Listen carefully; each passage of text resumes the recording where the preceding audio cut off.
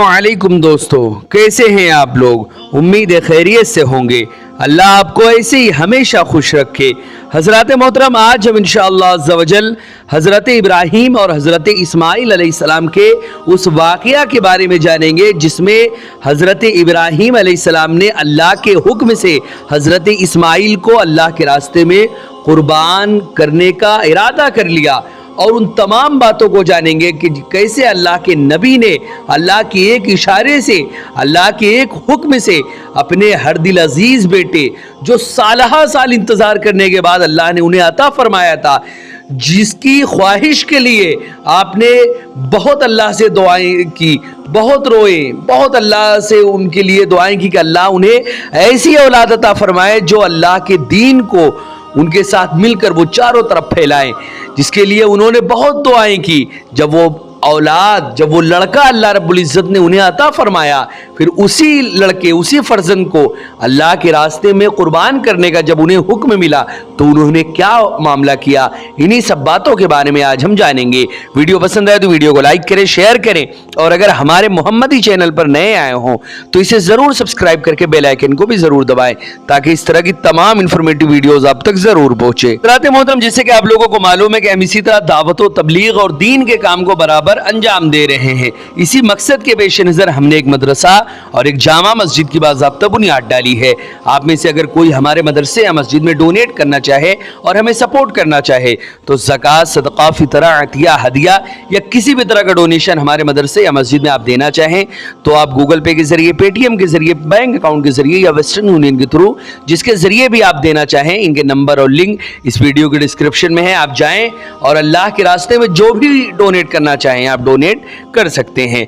हज़रात मोहतरम, हज़रत इब्राहीम अलैहिस्सलाम की उस कुर्बानी का वाक़या जो कि अल्लाह के हुक्म से बहुत सारी आपने कुर्बानियाँ दी, उन कुर्बानियों में से एक कुर्बानी अपने बेटे की कुर्बानी भी बहुत ज़्यादा मशहूर व मारूफ है। आज हम इंशाअल्लाह अज़्ज़ा वजल हज़रत इब्राहीम के उसी वाक़े के बारे में जानेंगे। हज़रात मोहतरम, हज़रत इब्राहीम अलैहिस्सलाम ने हिजरत के बाद बेटे के लिए दुआ की, ऐ अल्लाह मुझे नेक औलाद अता फरमा। अल्लाह रब्बुल इज़्ज़त ने सूरह साफ़ात में इसका तज़किरा कुछ यूँ किया कि रब्बी हबली मिनस सालिहीन फबश्शरनाहु बिगुलामिन हलीम। इलाही मुझे सिर्फ औलाद नहीं अता फरमा, मुझे नेक औलाद अता फरमा। तो हमने उसे खुशखबरी सुनाई एक बुर्दबार और एक हिल्म वाले लड़के की। हज़रात मोहतरम, आपकी दुआ में 3 मुतालबे थे। ऐ अल्लाह मुझे औलादे नरीना यानी एक लड़का अता फरमा। औलाद, लड़की लड़का कोई किसी को भी कह सकते हैं, लेकिन मुझे लड़का अता फरमा, मुज़क्कर अता फरमा, और वो बुर्दबारी की उम्र तक पहुँचे, यानी और बुर्दबार ही रहे। इब्राहीम अलैहिस्सलाम भी हलीम हैं। आपकी शान में अल्लाह रब्बुल इज़्ज़त ने फरमाया इन्ना इब्राहीमा लअव्वाहु हलीम। इसमें अल्लाह रब्बुल इज़्ज़त ने वाज़े लफ्ज़ों में यह फरमा दिया कि बेशक इब्राहीम बहुत आहें करने वाले और मुतहम्मिल और बुर्दबार हैं। हज़रात मोहतरम, आपको बेटा भी हलीम अता किया ताकि बेटा भी बाप की तरह शर्फ व फजीलत वाला हो और जलील क़द्र नबी हो। हज़रात मोहतरम, सलाह यानी नेकी और अल्लाह ताला का कुर्ब बहुत ही अच्छी सिफत है।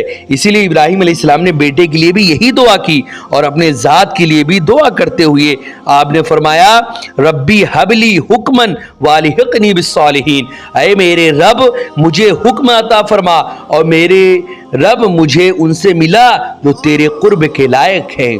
हज़रात मोहतरम, यहाँ पर जब हज़रत इब्राहीम अलैहिस्सलाम ने हज़रत इस्माईल अलैहिस्सलाम का वो तमाम वाक़या आज हम जानेंगे कि वो कैसे वो वाक़या पेश आया।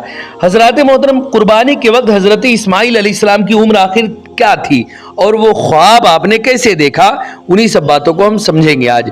हज़रात मोहतरम, यहाँ पर बाज़ अहले इल्म का जो कौल है वो ये है कि ज़बा का वाक़या दरपेश आने के वक्त हज़रत इस्माईल अलैहिस्सलाम की उम्र जो थी वो 13 साल थी। अब यहाँ पर इम्तिहान की वजह क्या थी, आखिर क्यों ये इम्तिहान हज़रत इब्राहीम अलैहिस्सलाम से लिया गया? चूँकि पहली आयत करीमा में यहाँ पर जो मैंने अभी जिक्र किया, اللہ رب العزت نے حضرت ابراہیم علیہ السلام کو حلیم بیٹے کی بشارت دی. اب امتحان لے کر اسے واضح کر دیا کہ کتنا عظیم اور کتنا صبر کرنے والا اور کتنا بردبار بیٹا آپ کو رب نے عطا کیا ہے، جس نے اتنے بڑے امتحان کو صبر اور خندہ پیشانی سے پاس کر لیا. حضرات محترم، یہاں پر خواب جو حضرت ابراہیم علیہ السلام نے دیکھا تھا وہ 3 دن آپ نے مسلسل اس خواب کو دیکھا. 3 دن ابراہیم علیہ السلام کا خواب کو دیکھنا آخر کس بنیاد پہ تھا اس کو سمجھیں. اب یہاں پر ذی الحجہ کے 7 دن گزر جانے پر رات کو خواب دیکھا کہ کوئی کہنے والا یہ کہہ رہا ہے کہ بے شک اللہ تعالیٰ تمہیں بیٹا ذبح کرنے کا حکم دیتا ہے. آپ نے صبح اس پر تفکر کیا اور کچھ تردد میں رہے کہ کیا یہ اللہ تعالیٰ کا ہی حکم ہے یا خواب فقط خیال تو نہیں. اسی وجہ سے 8 ذی الحجہ کا نام یوم الترویہ رکھا گیا، یعنی سوچ وچار کا دن. اس کے بعد 8 تاریخ کا دن گزر جانے پر رات پھر خواب دیکھا تو صبح یقین کر لیا کہ اللہ تعالیٰ کی طرف سے ہی حکم ہے. اسی لیے 9 ذی الحجہ کو یوم عرفہ یعنی پہچاننے کا دن کہا جاتا ہے. اس کے بعد آنے والی رات کو پھر خواب دیکھنے پر صبح اس پر عمل کرنے کا عزم مصمم ارادہ کر لینے پر ہی اس دن کو ذی الحجہ کو یوم النہار یعنی ذبح کا دن کہا جاتا ہے. حضرات محترم، اب یہاں پر ایک سوال یہ اٹھتا ہے کہ صرف خواب دیکھنے سے ذبح کا حکم کیوں انہوں نے لیا کہ صرف خواب انہوں نے دیکھا اور ذبح پر عمل کرنے لگے. تو یہاں پر اس کو سمجھنے کی کوشش کریں کہ بے شک اللہ رب العزت نے انبیاء کرام کے خوابوں کو حق بنایا، یعنی ان کے خواب جو ہوتے ہیں وہ سچے ہوتے ہیں، ان کو اپنے خوابوں پر عمل کرنا لازم ہوتا ہے. انبیاء علیہ السلام کا خواب جو ہے وہ ہمارے خوابوں کے جیسے نہیں ہوتے. ان کو خواب میں بھی اللہ کی جانب سے وحی ہوتی ہے، تو خواب کے ذریعے وحی اللہ کی جانب سے حضرت ابراہیم علیہ السلام کو ہوئی کہ اپنے بیٹے کو تم ہمارے راستے میں ذبح کرو. حضرات محترم، یہاں پر یہ سمجھنے کی کوشش کریں. حضرات محترم، صرف حضرت ابراہیم علیہ السلام نے خواب دیکھنے کے بعد فوراً ذبح کرنے کا معاملہ نہیں شروع کیا. حضرت ابراہیم علیہ السلام نے جب خواب دیکھا تو اس کو حضرت اسماعیل علیہ السلام سے ذکر کیا کہ اے بیٹے، میں نے ایسا خواب دیکھا اور یہ اللہ کا حکم تھا کہ اپنے بیٹے سے تم پوچھو کہ تمہارے بیٹے کی کیا رائے ہے. آپ نے جب بیٹے سے کہا، اللہ تعالیٰ نے آپ کو بیٹے سے مشورہ کرنے کا حکم اس لیے دیا کہ آپ پر یہ ظاہر ہو جائے کہ آپ کا بیٹا اللہ تعالیٰ کے حکم کی فرما برداری میں کتنا صابر ہے. جب یہ آپ دیکھیں گے تو اللہ رب العزت آپ کی آنکھوں کو ٹھنڈک عطا کرے گا. جب آپ دیکھیں گے کہ آپ کا بیٹا حلم یعنی بردباری کے اعلیٰ معیار پر فائز ہو چکا ہے اور اس طرح بیٹے کو بھی سخت مشکلات میں عظیم صبر کرنے پر اعلیٰ درجہ حاصل ہو جائے گا اور آخرت میں ثواب حاصل ہو اور دنیا میں بھی آپ کی تعریف ہو. حضرات محترم، حضرت اسماعیل علیہ السلام نے اپنے صبر کرنے کا پختہ ارادہ کو انشاءاللہ سے ملا کر برکت حاصل کی اور اس مسئلے کی طرف اشارہ کیا کہ جو کام مستقبل میں کرنا ہو اس کے ساتھ انشاءاللہ ذکر کیا جائے، کیونکہ نیکی کی توفیق اللہ تعالیٰ کی عطا سے ہی ملتی ہے. اسی طرح گناہوں سے بچانا بھی اسی کے فضل سے نصیب ہوتا ہے. حضرات محترم، اب یہاں پر ابراہیم علیہ السلام سے شیطان کی ناکامی کا جو واقعہ ہے اس کو اب سماعت کرے. حضرت قتادہ سے مروی ہے کہ شیطان نے حضرت ابراہیم اور آپ کے بیٹے پر کامیاب ہونے کا ارادہ کیا کہ میں ان کو کسی طرح بہکاؤں گا اور اس کام کو نہیں کرنے دوں گا. تو ایک دوست کی شکل میں حضرت ابراہیم علیہ السلام کو روکنے کے لیے آیا، لیکن آپ پر کامیاب نہیں ہو سکا.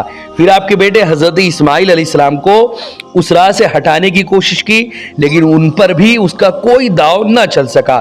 تو اس نے بہت بڑا موٹا تازہ بن کر وادیے کو یعنی جو وادی تھی اس کو بہت زیادہ موٹا تازہ بن کر اس وادی کو اس نے بھر دیا. آپ اس سے آگے نہ جا سکے. حضرت ابراہیم علیہ السلام کے ساتھ ایک فرشتہ تھا جس نے آپ کو کہا کہ اسے مارے. آپ نے اسے 7 کنکریاں ماری تو وہ راستے سے ہٹ گیا. یعنی حضرت ابراہیم علیہ السلام جس راستے سے جا رہے تھے اس راستے میں ایک بڑا سا دیو، بڑا سا جسم والا، جیسے آپ نے دیکھا ہوگا کہیں نہ کہیں بڑا سا جسم کے ساتھ کھڑا ہو گیا. کہیں نہ کہیں اسی فوٹوز آپ نے دیکھی ہوگی. تو یہ کھڑا ہو گیا حضرت ابراہیم علیہ السلام کو ڈرانے کے لیے کہ اس سے آگے نہ جا سکے۔ حضرت ابراہیم علیہ السلام کے ساتھ جو فرشتہ تھا ان کے اشارے سے انہوں نے کنکریاں ماری تو وہ راستے سے ہٹ گیا۔ دوبارہ پھر آگے آنے کی کوشش کی، آپ نے پھر کنکریاں مار کر راستہ سے ہٹا دیا۔ تیسری بار پھر اسی طرح آگے آ کر راستہ بند کر دیا تو آپ نے پھر اس طرح 7 کنکریاں مار کر راستے سے اس کو ہٹا دیا۔ حضرات محترم، آج حاجیوں پر اس سنت ابراہیمی پر عمل کرنا واجب کر دیا گیا کہ جو میرے محبوب نے کیا تھا تم سب پر بھی وہ کرنا ضروری ہے۔ حضرات محترم، حضرت اسماعیل علیہ السلام کا ابراہیم علیہ السلام کو مشورہ آخر دینے کا مطلب کیا تھا؟ یعنی اسماعیل علیہ السلام نے اپنے باپ سے کہا، اے میرے ابا جان، ابا حضور، ذبح سے پہلے مجھے باندھ دینا تاکہ میں تڑپوں نہیں، اپنے کپڑوں کو مجھ سے بچا کر رکھنا تاکہ آپ کے کپڑے میرے خون سے آلودہ نہ ہو جائیں اور میری والدہ انہیں دیکھ کر پریشان نہ ہوں۔ میرے حلق پر چھری جلدی جلدی چلانا تاکہ مجھ پر موت آسانی سے واقع ہو جائے۔ جب میری والدہ کے پاس جانا تو انہیں میرا سلام عرض کرنا۔ حضرات محترم، ان باتوں کے بعد باپ بیٹے نے ایک دوسرے کو دیکھا، باپ نے بیٹے کو بوسہ لیا، محبت کے آنسو چھلک پڑے، لیکن اللہ رب العزت کے حکم کی بجا آوری میں کوئی کوتاہی نہیں کی، چونکہ اللہ کا حکم تھا۔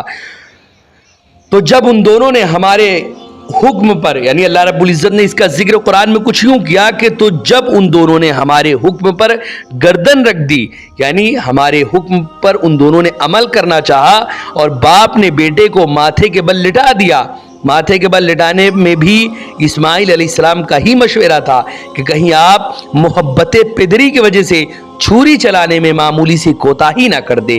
حضرات محترم، اور ہم نے اللہ رب العزت نے اس کے آگے کا جو واقعہ ہے قرآن مقدس میں اس کا ذکر کچھ یوں کیا اور ہم نے اسے آواز دی، اے ابراہیم، بے شک تو نے خواب کو سچ کر دکھایا، ہم ایسا ہی صلہ دیتے ہیں نیکوں کو۔ بے شک یہ واضح امتحان تھا اور ہم نے ایک بڑا ذبیحہ دے کر اسے بچا لیا اور ہم نے پچھلوں میں اس کی تعریف باقی رکھی۔ چھری چلانے سے پہلے ہی آپ کو کہہ دیا گیا کہ آپ نے اپنے خواب کو سچ کر دکھایا کہ آپ نے چھری چلا دی تو جبریل علیہ السلام نے آ کر آپ کا رخ بدل دیا تھا۔ یعنی حضرت ابراہیم علیہ السلام نے اپنا ارادہ اس طرح کر لیا تھا کہ اللہ کا حکم ہو گیا لیکن آپ نے تب تک چھری چلا دی، لیکن اللہ کے حکم سے حضرت جبرائیل علیہ السلام فوراً جنت سے وہ دمبا لے کر آئے اور تمام واقعہ پیش آیا۔ حضرات محترم، اللہ رب العزت کی طرف سے ایک موٹا تازہ سینگوں والا سفید سیاہی مائل دمبا حضرت اسماعیل علیہ السلام کا فدیہ دے دیا گیا اور آپ کو ذبح سے بچا کر ذبح ہونے کا اجر و ثواب آپ کو عطا کر دیا گیا اور تا قیامت آپ کو ذبیح اللہ یعنی اللہ کی رضا کے لیے ذبح ہونے والا کے لقب سے متصف کر دیا گیا۔ حضرات محترم، جبریل علیہ السلام جب فدیہ لے کر آئے تو خیال کیا کہ ابراہیم علیہ السلام کہیں جلدی نہ کر دیں، تو آپ نے پڑھا اللہ اکبر اللہ اکبر۔ حضرت ابراہیم علیہ السلام نے جب آسمانوں کی طرف سر اٹھایا تو دیکھا کہ جبریل علیہ السلام فدیہ لا رہے ہیں، تو پڑھا لا الہ الا اللہ واللہ اکبر۔ جب حضرت اسماعیل ذبیح اللہ علیہ السلام نے سنا تو آپ نے پڑھا اللہ اکبر وللہ الحمد۔ ان تینوں حضرات کے مجموعی کلام کو تکبیرات تشریق کی صورت میں قیامت تک کے لیے نمازیوں پر ذی الحجہ کی 9 تاریخ کی نماز فجر سے لے کر 13 تاریخ کی نماز عصر تک واجب کر دیا گیا تاکہ یہ یادگار قائم رہے۔ حضرات محترم، اب یہاں پر حضرت ابراہیم علیہ السلام کے 2 بیٹوں میں سے قربانی آخر کس کی ہوئی، اس کے متعلق بہت سارے اقوال ہیں، لیکن شارٹ میں آپ کو بتا دوں کہ حضرت اسماعیل علیہ السلام اور حضرت ابراہیم کے دوسرے بیٹے حضرت اسحاق علیہ السلام میں قربانی جس کی ہوئی وہ حضرت اسماعیل علیہ السلام ہیں۔ کئی سارے اس کے جوابات دیے گئے کہ جس میں حضور رسول اکرم صلی اللہ علیہ وسلم کا ایک قول میں آپ کو بتاتا چلوں کہ اگرچہ اس میں اختلاف ہے کہ اس مسئلے میں قربانی حضرت اسماعیل کی ہوئی یا حضرت اسحاق کی ہوئی، تاہم قوی دلائل سے یہی واضح ہے کہ قربانی حضرت اسماعیل علیہ السلام کی ہی دی گئی ہے۔ علامہ رازی رحمۃ اللہ علیہ نے اس پر مختلف دلائل پیش کیے گئے ہیں، انہوں نے مختلف دلائل اس پر دیا ہے۔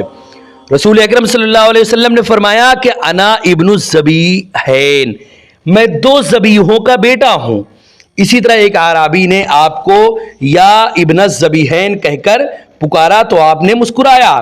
جب آپ سے پوچھا گیا تو کہ آپ دو ذبیحوں کے بیٹے کس طرح ہیں تو آپ صلی اللہ علیہ وسلم نے فرمایا کہ عبد المطلب نے جب زمزم کا کنواں کھودنا شروع کیا تو اللہ رب العزت کے لیے نظر مانی کہ اگر اللہ نے میرے لیے یہ کام آسان کیا تو میں اپنے بیٹوں میں سے ایک بیٹے کی قربانی کروں گا۔ قرآن حضرت عبداللہ کے حق میں نکلا۔ آپ کے ننیحال اور کچھ اہل علم نے 100 اونٹ بطور فدیہ دینے کا فیصلہ کیا۔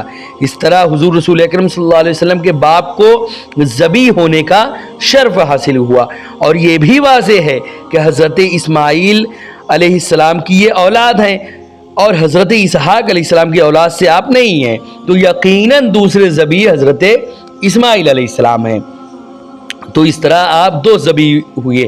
ایسے اور بھی کئی سارے جوابات دیے گئے جو واضح طور پر جس سے یہ ثابت ہوتا ہے کہ جو ذبیح اللہ ہے وہ حضرت اسماعیل علیہ السلام تھے، اور حضرت اسحاق علیہ السلام ابراہیم علیہ السلام کے بیٹے ضرور تھے لیکن وہ ذبیح اللہ نہیں تھے۔ حضرت محترم حضرت ابراہیم علیہ السلام ایک ایسے نبی ہیں جنہوں نے ایک نہیں، دو نہیں، تین نہیں، ہزاروں ایسے امتحانات اور ہزاروں قربانیاں اللہ کے راستے میں دی، اللہ کو راضی کرنے کے لیے۔ اللہ کے محبوب بندہ چکے حضرت ابراہیم علیہ السلام اتنے عظیم تھے کہ حضور رسول اکرم صلی اللہ علیہ وسلم کے بعد نبیوں میں سب سے بڑا مقام و مرتبہ حضرت ابراہیم علیہ السلام کا ہی ہے۔ حضرت ابراہیم علیہ السلام حضور کے بعد سارے نبیوں میں افضل و اعلیٰ ہے۔ حضرت ابراہیم علیہ السلام نے بے شمار امتحانات دیے، بہت ساری قربانیاں دی، اور اللہ رب العزت نے آپ کے بہت سارے امتحان لیے، اور ہر امتحان میں آپ سرخرو ہوئے اور اللہ کے خلیل بنتے ہوئے نظر آئے۔ حضرات محترم، اللہ رب العزت سے دعا ہے کہ ہمیں حضرت ابراہیم اور حضرت اسماعیل کی سنت پر عمل کرنے کی توفیق عطا فرمائے۔ آمین آمین یا رب العالمین۔ السلام علیکم ورحمۃ اللہ وبرکاتہ۔